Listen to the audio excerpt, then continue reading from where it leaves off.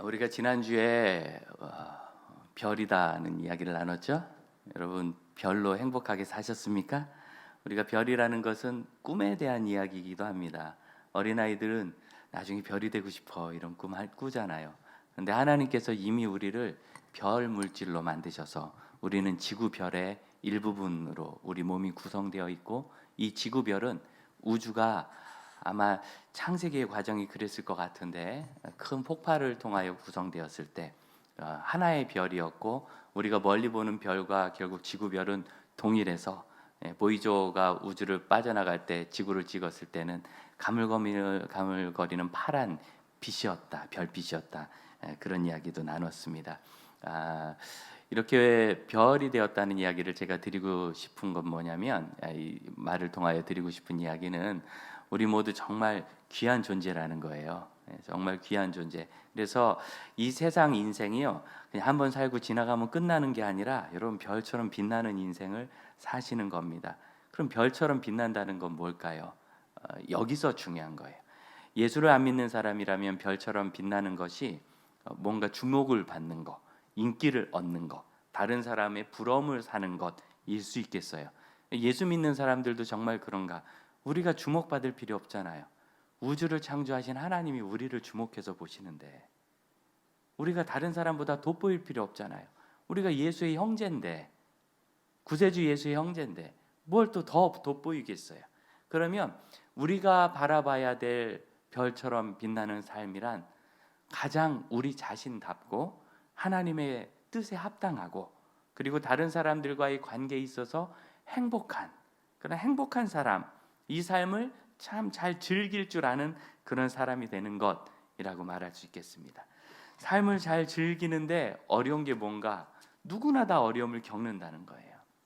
고난을 겪고, 오늘 우리가 읽은 이 말씀 중에는 중풍이라는 심각한 질병을 앓았던 사람에 대한 이야기가 나옵니다. 3절을 보면 사람들이 이 중풍병자를 예수님께 데리고 왔다. 왜 그러냐면 마가복음 1장은 예수님께서 갈릴리 지역에서 하신 위대한 사역을 적고 있거든요. 갈릴리 지역에서 하나님 말씀을 전하고 많은 병자를 고치셨어요. 그래서 실제로 많은 분들이 치유를 받고, 그리고 나서 예수님께 나와 가지고 예수님을 따르고 말씀도 듣기 원하고, 또 병자가 많다 보니까 아주 많은 병자들이 계속 모였어요. 그러면서 이제 아무래도 예수님은 이런저런 어려움과 바쁨이 있었겠죠. 그래서 좀 멀리 피해 나가셨다가 좀 잠잠해지니까 다시 가버나움 마을로 오신 거예요. 소리를 조금만 낮춰주겠어요? 약간 피드백 나요. 그래서 가버나움 마을로 오셔가지고 사람들이 이제 예수님 앞에 많이 모이니까 이 중풍병을 앓고 있는 이 사람을 예수님께 데려가야 되겠다. 그래서 네 사람에게 메워가지고 아마 들것으로 쳤겠죠. 예수님께 왔는데 예수님 주변에 사람들이 너무 많다 보니까 어떻게 들어갈 수가 없는 거예요. 그 안으로. 이런 문제를 겪는 거죠. 여러분, 중풍도 문제인데 예수님이 사라지신 것도 문제 아니겠어요? 이 사람들이 얼마나 기대했겠어요. 나사렛 사람 예수, 갈릴리 지역인데 나사렛, 우리 동네 사람인 거예요. 우리로 얘기하면 어디 중부 지역 사람, 뭐 호남 사람, 영남 사람 하듯이 나사렛 사람, 이 갈릴리 지역의 예수란 분이 병을 고친다는데 세상에 그분만 만나면 되겠네. 그런데 갑자기 사라졌대요. 못 들었으면 모를까, 들었으면 얼마나 낙심했겠어요. 그런데 다시 나타나셨어요.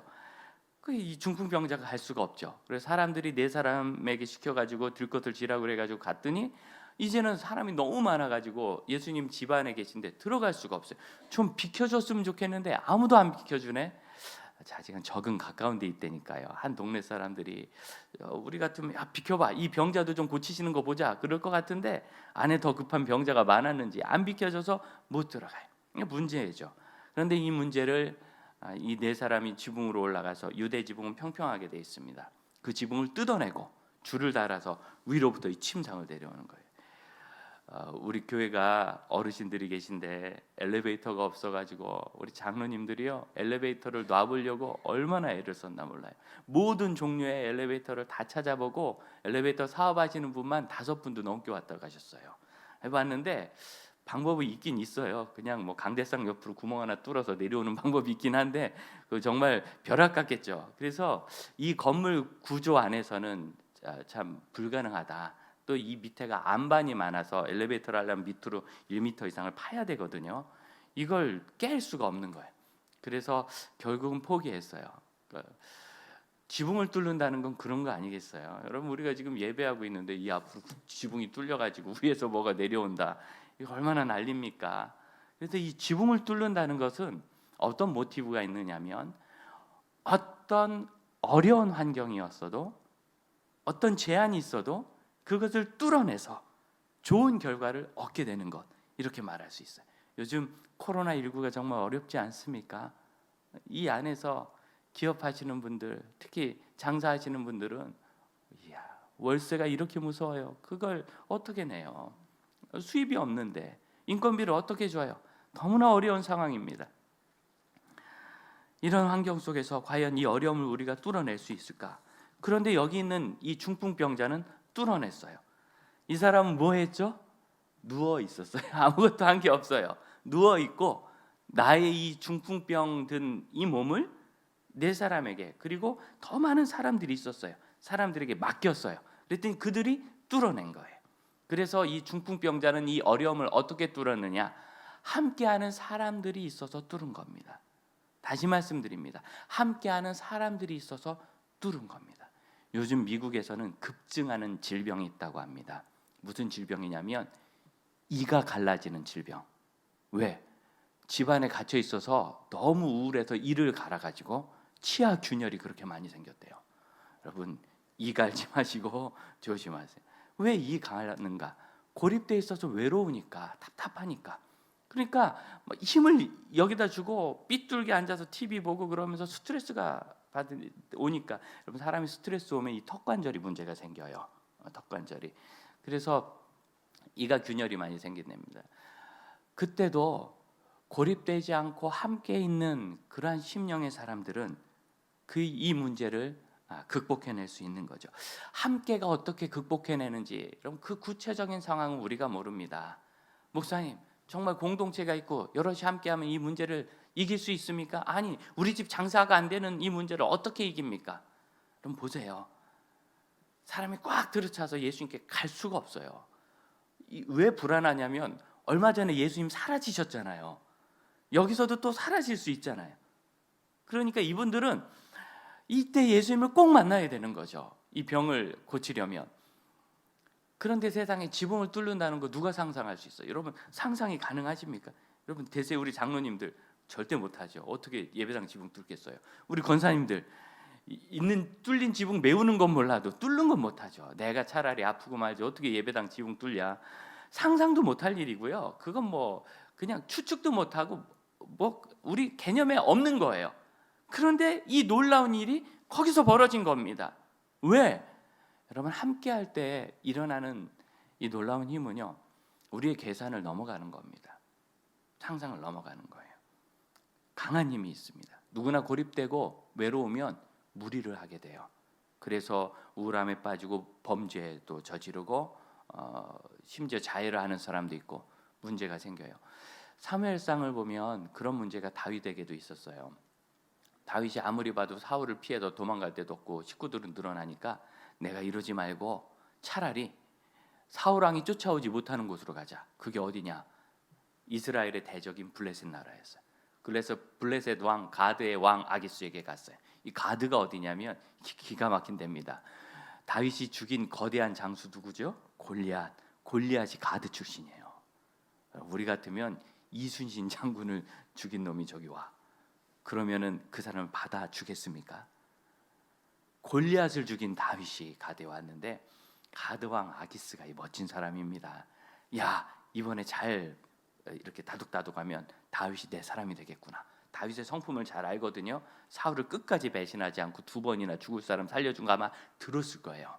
그래서 가드 왕 아기스가요, 다윗을 맞아들여서 시글락이라는 조그만 성, 이 성은 중요한 성이긴 한데 이렇게 방비가 그렇게 좋지 못해요. 적들이 쳐들어오면 막기가 쉽지 않아요. 하지만 먹고 사는 데는 지장 없어요. 그 성을 아예 하나 줘가지고 다윗과 그 식구들이 거기 그 따르는 사람들이 수천 명이었잖아요. 거기다 거주하게 해준 거예요. 다윗은 큰 은혜를 적으로부터 입었어요. 이 블레셋이 나중에 어떻게 되느냐면 결국 다윗에 의해서 거의 멸망 수준으로 사라집니다. 다윗이 왕된 다음에. 그러니까 이때 가드 왕 아기스가 다윗을 맞아들인 것을 그대로 잡아갔으면, 역사는 뭐 여러 가지 변수가 많지만 어쨌든 자연스러운 생각을 했을 때 다윗의 성품으로 보면 다윗은 블레셋의 변방 영주가 되었을 수도 있어요. 어쨌든 다윗은 자기가 위기에 처하자, 세상에 여기서 내가 위기 처했다고 북한으로 탈출하는 것 같은 일을 다윗이 감행한 겁니다. 그 다음에 사무엘상 28장을 보면 사울도 똑같은 문제를 겪어요. 사울은 왕인데 하나님께서 사울을 버리셨는데 사울이 아무리 하나님께 물어도 하나님께서 응답을 안 주신 거예요. 제사장들이 아무리 예배를 드리고 제사를 드려도 응답을 안 주시니까 사울이 신접한 여인을 찾아갑니다. 이 귀신 들린 여자인데 사울은 귀신 들린 사람을 쫓으면 다 처형을 해버렸어요. 그래서 귀신 들린 사람, 점치는 사람들이 다 도망가 버렸어요.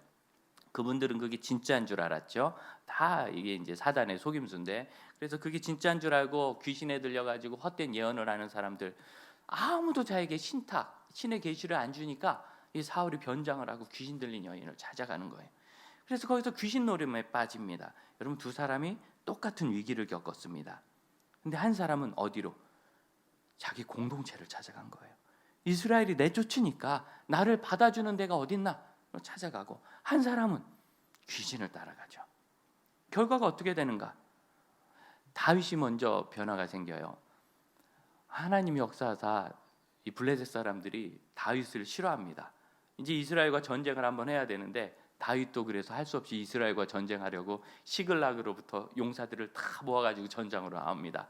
그랬더니 블레셋 사람들이 저 다윗이 사울의 사위고 골리앗을 죽였고 우리 블레셋 사람을 많이 죽였는데 이 전쟁에서 우리를 배신해서 뒷국문을 치면 어떻습니까?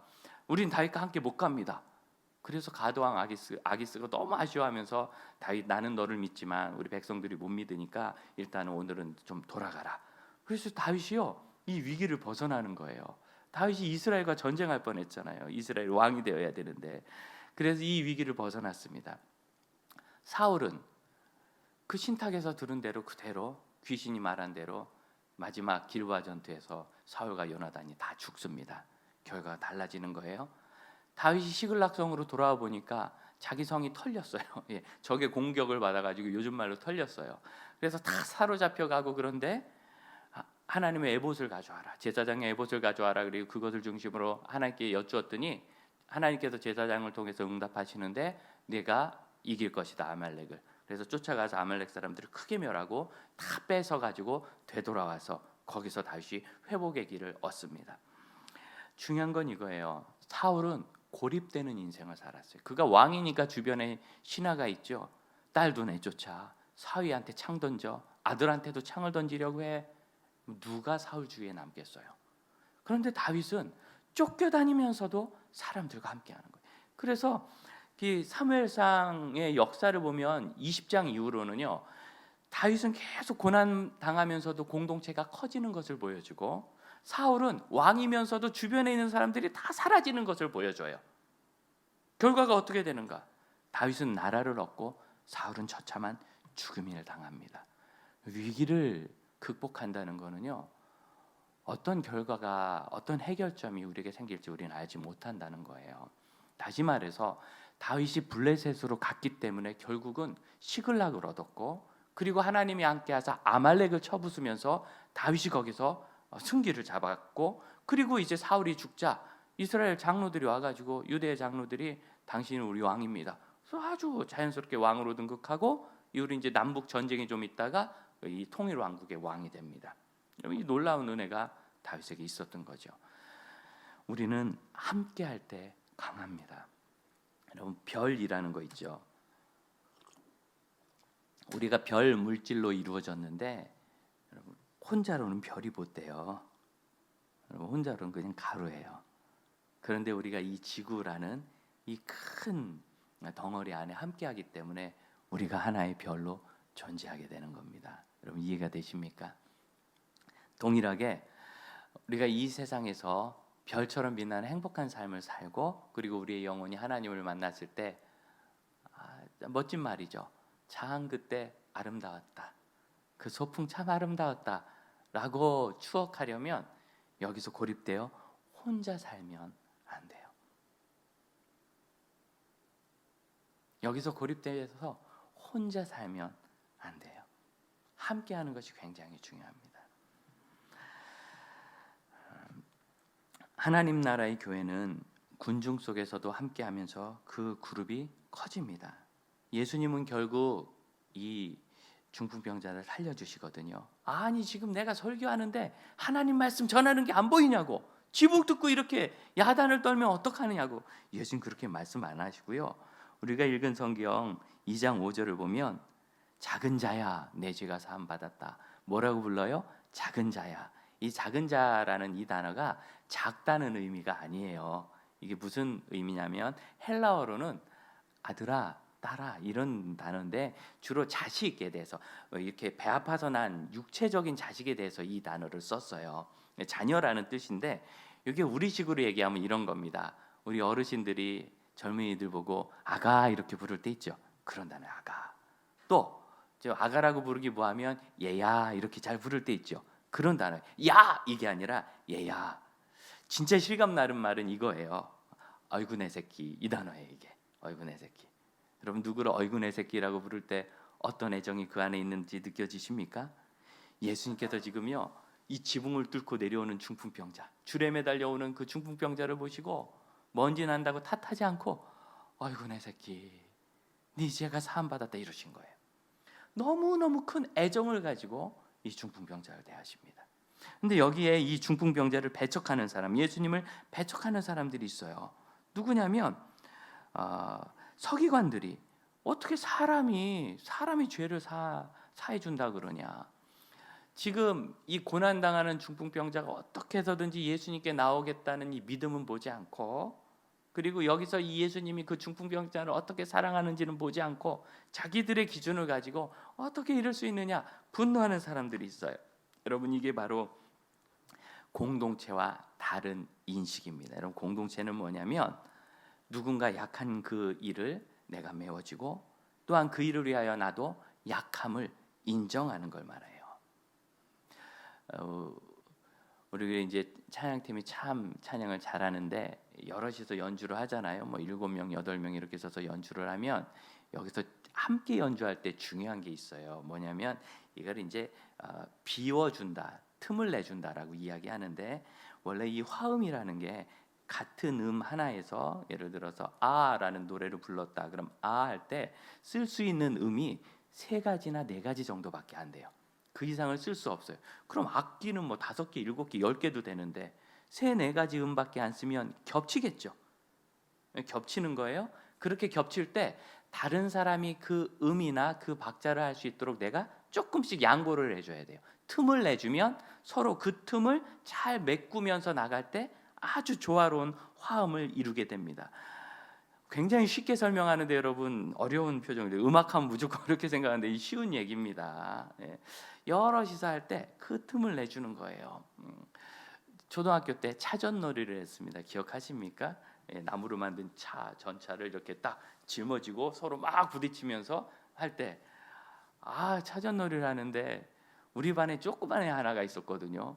걔는 하기만 하면 전차를 들어야 되는데 전차에 매달려요. 이렇게 키가 안 되니까. 그리고 놓쳐. 그래서 옆으로 졸졸졸졸 쫓아다니는 거예요. 못 들고. 왜 그런가? 이 친구가 들어갈 자리가 없는 거예요. 그 차전놀이에는. 그러니까 이 아이는 거기서 쫓아다니지만 그 전차를 든, 이 나무 전차를 든 어떤 우리 식구가 되지 못하는 거죠. 틈이 없어서. 공동체를 이룬다는 것은 틈에 대한 이야기입니다. 완벽한 사람이 되어야 된다고 여러분 어려서부터 많이 얘기 들었죠.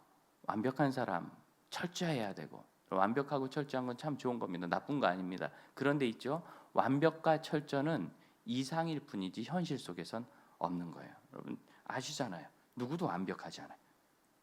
누구도 완전히 철저하지 않아요. 이건 현실 속에서는 없어요. 다만 우리가 더 최선을 다해서 결함이 없도록 잘해보자, 최선에 대한 얘기거든요. 근데 이 최선에 대한 이야기가 소망이 되지 않고 짐이 되면 완벽하지 않은 자기 자신을 감추고 싶어지는 거예요. 이게 위장이라고 하죠. 완벽하지 않은 자기 자신을 감추고 싶어하고 그런 걸 드러내고 싶지 않은 거예요. 누가 그런 것을 보여주면 그 일을 내가 메꾸어 줄 수 있는 틈이 되어야 되는데 비난하고 싶은 일이 된 거예요. 왜? 가끔은 그런 일이 나를 불편하게 하거든요. 성격적으로 자꾸 다른 사람에게 좀 말을 좀 못하게 하는 분도 있고 여러 가지에서 나를 불편하게 하니까 그러기 싫은 거예요. 그래서 자꾸 거리를 두고 피해요. 중풍이라는 이 병은 이 사람의 인생에 큰 틈이 있다는 겁니다. 스스로 걸을 수도 없고 사회생활을 할 수 없어요. 아마 자녀들이 와도 안아줄 수도 없고 업어줄 수도 없고 심지어 집안에 심각한 문제가 생겨도 내 물건 하나도 못 챙기고 오히려 집 가족 식구들에게 짐이 되었을 거예요. 그런데 이 중풍이라는 이 짐을 이분 주위에 있는 이 공동체 사람들이라고 표현했거든요. 3절은 이 사람들이 누군지 모르겠어요. 마을 사람들인지 동네 사람들인지 어떤 친인척들인지 그런데 이 사람들이 그를 도와주고 싶어한 거예요. 그게 중풍병을. 이게 공동체고 이것이 바로 함께입니다. 그래서 이 사람은 중풍에도 불구하고 예수님을 만났어요. 그리고 예수님께서 죄 용서함 선언해 주시고 그리고 나서는 치유함도 얻었습니다. 이것이 함께하는 것의 아름다움입니다. 우리가 오프라인으로 얼굴을 보고 자주 만나지 못해서 큰 문제인 것 같지만 그 큰 문제 아닙니다. 왜냐하면 이 시기가 감염학자들이 요즘 드디어 이제 솔직해지기 시작했어요.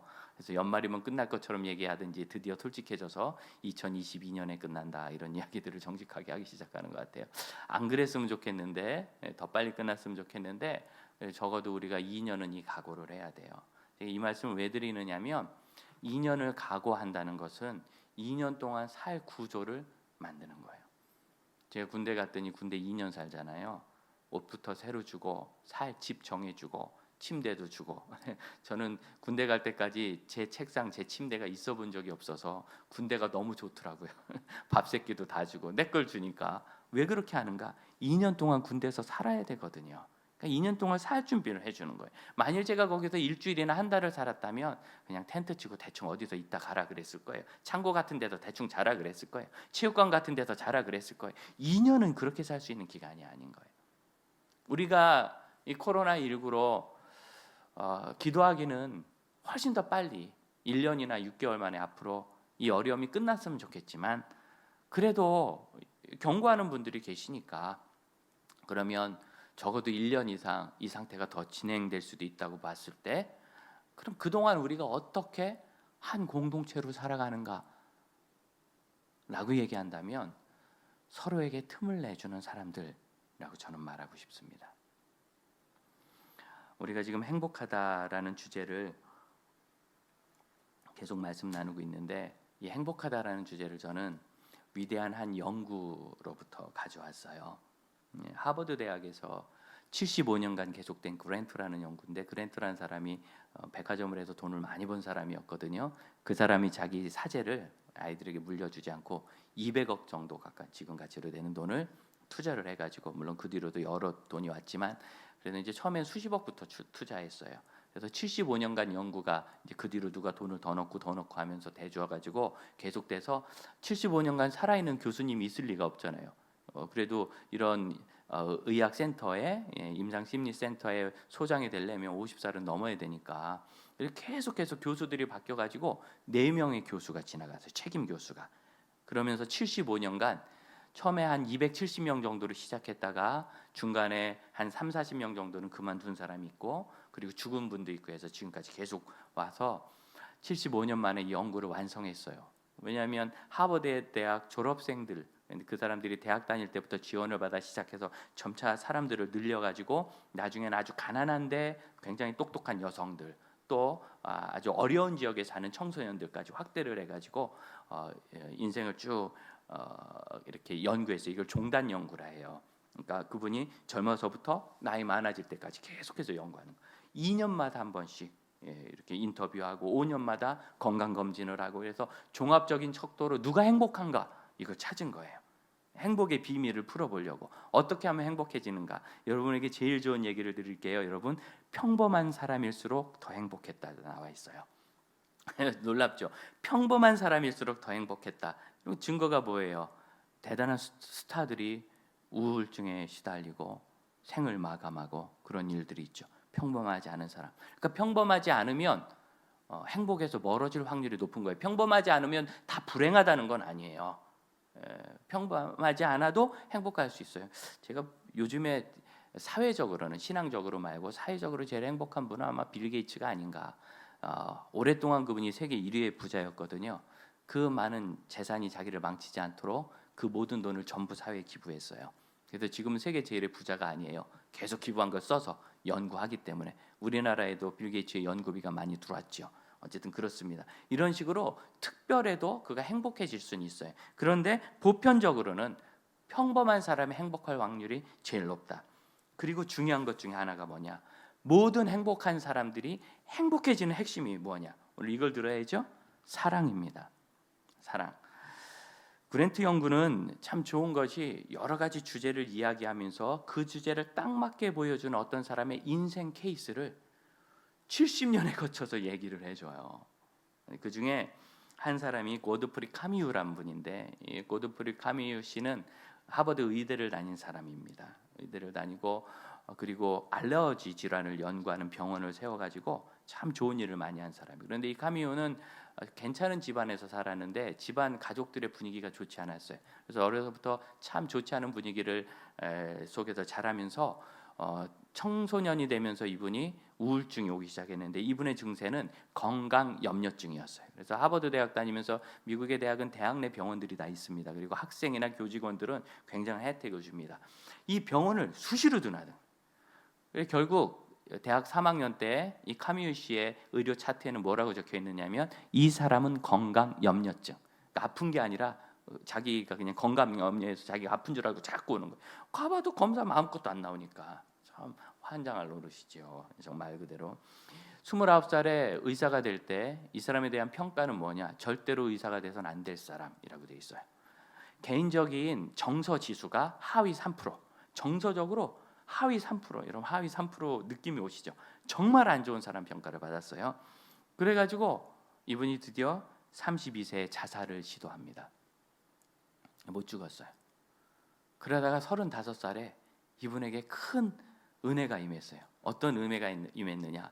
대학 때 그렇게 병원에 가도 자기가 이제 의학을 공부하면서도 병원에 가도 아픈 게 없어서 맨날 건강염려증 가짜 환자였는데 진짜 병이 왔어요. 결핵이. 그래서 자기가 정말 소망하던 병에 진짜 걸린 거예요. 폐결핵에. 그 당시에 결핵은 좀 어려운 병이었습니다.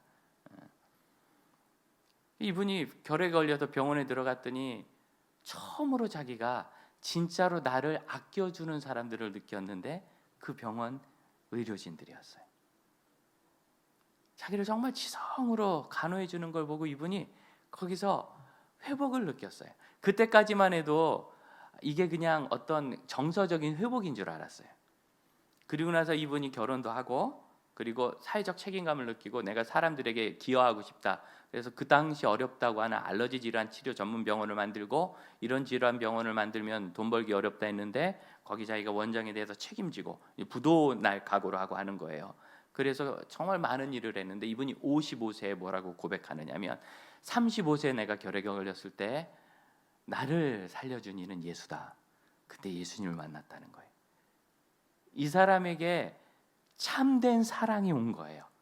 그러니까 인류애적인 의료진이 환자를 사랑해주는 그런 사랑이 아니라 자기의 모든 것을 희생해서 나를 구원하기 원하셨던 예수라는 참된 사랑을 만나고 이분의 삶이 극적으로 바뀐 거예요. 그래서 그 다음부터는 뭘 했느냐? 교회 가서 봉사하는 걸 그렇게 좋아했어요. 75세에는 인터뷰에서 이렇게 얘기했어요. 75세인데 내 인생의 제일 행복한 때는 최근 5년이다. 그러니까 71세부터 75세까지가 제일 행복했대요. 75 되신 분들, 아직 75이 되실 분들 여러분 잘 생각하세요. 71세부터 75세까지가 제일 행복했다. 이분이 80세가 되어서 80세 기념 생일 잔치를 했는데 손님이 300명이 왔어요. 그 교회에서만. 너무너무 행복한 삶을 보내고 이분의 삶은 언제 괜찮아졌느냐? 괜찮은 집안에서 가족들이 서로에 대한 존경심을 품지 않을 때, 존경심을 품지 않는다는 건 뭐냐면 너 그게 문제야, 아빠는 그게 문제예요, 당신은 그게 문제야, 약점을 들춰내는 걸 말해요. 그 속에서 사람에 대한 그 혐오, 그리고 사람을 대할 줄 모르는, 친밀하게 대할 줄 모르는 문제를 가졌다가 그런 것이 자기의 내적 질환이 와서 자기를 부인하게 되는 거예요. 나는 문제가 있는 사람이야. 속으로 삐딱하게 해보는 거예요. 겉으로 보기에는 그럴듯해 보이려고 했었지만 하버드 의대를 다녔는데요. 그러다 보니까 건강 염려증이 생기고 계속해서 병원에 가서 나는 지금 심각한 문제가 있다고, 아무런 문제가 없다고, 의사 말도 못 믿는 거예요. 의사 될 사람이. 하지만 35세에 자기의 약점이, 여러분 환자라는 게 그렇지 않습니까? 그 당시 결핵 참 어려운 병이었는데 죽을 일을 기다리고 있을 수도 있어요. 죽을 수도 있는데 거기서 지극한 정성으로 살면서 예수님을 만나면서 내가 괜찮은 사람이구나 회복되고 나의 약함을 드러내고. 여러분, 이 고드프리 카뮤의 제일 큰 강점은 뭐냐? 이분은 정작 건강한 가정에서 자라지 못했지만 이분의 행복에서 가장 큰 영향을 끼친 건 딸들이었어요.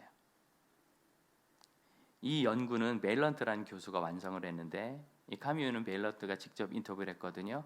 그 딸들이 나에게 행복을 준 사람이었다라고 이 카뮤 씨가 인터뷰를 하니까 그 딸들을 불렀어요. 이 연구는 막 가족들도 불러요.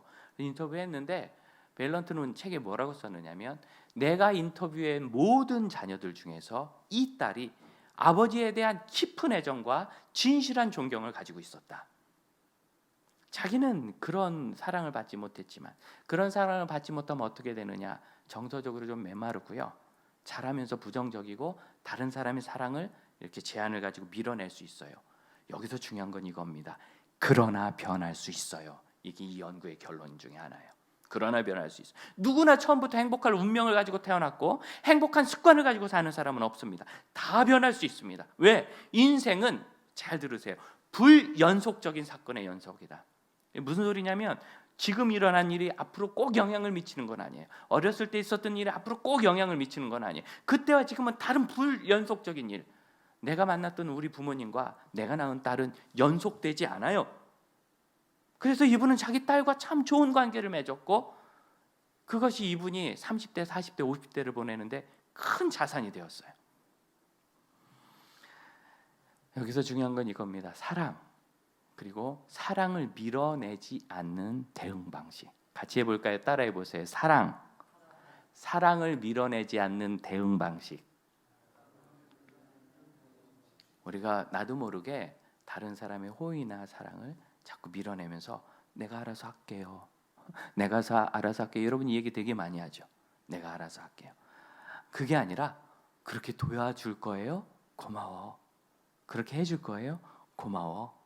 근데 그가 도와준다고 해서 일을 망쳤어. 우리가 같이 다시 해봅시다. 대응 방식이에요. 이건 대응 방식. 어떻게 그걸 받아들일 수 있느냐? 저는 이 대응 방식을 틈을 주는 것이라고 표현하겠어요. 누군가 내 삶에 들어올 수 있는 틈을 주는 것, 그분의 틈을 발견했을 때 그것을 보이지 않게 다정하게 진실로 아끼면서 메워주는 것. 이번 주 토요일 날 우리 지연이가 결혼합니다. 우리 교회 지연이가 여럿 있는데 그 중에서 결혼하는 지연이가 결혼합니다. 2년쯤 전에 우리 교회 처음 왔을 때 그 친구가 금요일 예배에 왔어요. 와가지고 처음 보는 자매인데 너무 열심히 찬양하며 기도하더라고요. 그러더니 어느 순간에 눈물도 흘리고 넋 나간 얼굴을 해요, 친구가. 그래서 나갈 때 목사님 교회 등록하고 싶어요. 들어보니까 큰 교회에서 잘 신앙생활 하다가 청년부 지도하는 목사님이 교회를 개척하면서 나 좀 도와줘 그래서 가가지고 작은 교회에서 이제 거의 10년 가까이 봉사를 한 거예요. 그럼 작은 교회에서 10년이라는 게 뭐냐면 아무도 함께하는 사람 없이 그냥 혼자 1인 1사역, 한 사람이 한 교회의 모든 사역을 다 하는 거죠. 그냥 하면서 작은 교회 봉사가 좋긴 한데 저는 젊은이들과 자녀들에게는 굉장히 제한적으로 시행돼야 된다고 생각해요. 저 개인적으로 그렇습니다. 어쨌든 그러면서 그날 우리가 청년들 수련회 보내면서 특송도 하고 나오라고 그래서 온 교인들이 둘러싸고 기도를 해줬거든요. 이 아이들이 앞으로 대통령이 될 거라서 기도해 준 게 아니라 그냥 그 모습 그대로 아름답고 너대로 잘 커라, 이번 수련회 가서 치유받고 하나님 주신 너의 비전을 보고 평범하지만 참 행복한 사람이 되라. 이게 우리의 소망인데 그걸 보고 이 자매가 너무 좋아서 목사님 사실 저는 너무 오랫동안 공동체 성을 그 안에서 있으면서도 누리지 못했어요. 저는 정말 공동체가 필요해요. 그래서 저희가 두말 없이 그 자매 등록을 받아줬어요. 그리고 신앙생활 잘하다가 이제 결혼을 합니다. 저는 그때 그 자매가 했던 이야기 아무도 기억 못할 거예요. 그 이야기 들은 사람이 많지만 목사님 저는 너무 공동체가 지금 필요해요 라고 얘기했던 이 이야기가 제 마음에 참 와닿습니다. 그리고 지금도 남습니다. 아마 평생 기억할 것 같아요. 제가 목회하는 동안 여러분 모두에게 공동체가 필요합니다. 그리고 그 공동체는 아름다운 영향을 다 줄 수 있습니다. 우리는 버림받은 사람들도 아니고요. 함께 있을 때 정말 위대한 일을 이루어갈 수 있는 사람들이고 문제를 해결하고 지붕을 뚫어낼 수 있는 사람입니다. 이제